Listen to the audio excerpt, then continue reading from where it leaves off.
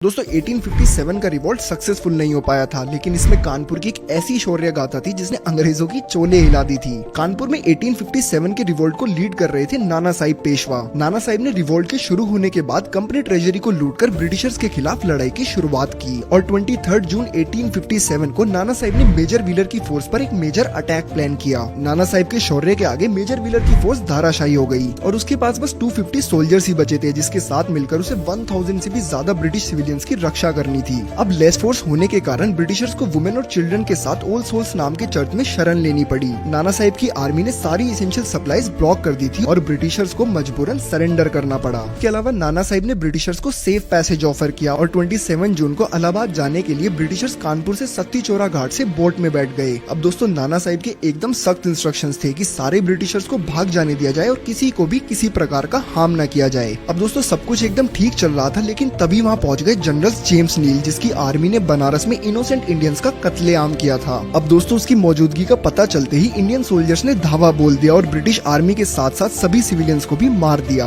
और इसी इंसिडेंट की वजह से इस घाट का नाम मैसेकर घाट पड़ा। कुछ ब्रिटिशर्स को यहाँ से बचाकर बीबी घर में शिफ्ट किया जा रहा था, पर उनको भी पकड़कर मार दिया गया और ये इंसिडेंट बीबी घर मैसेकर कहलाता है।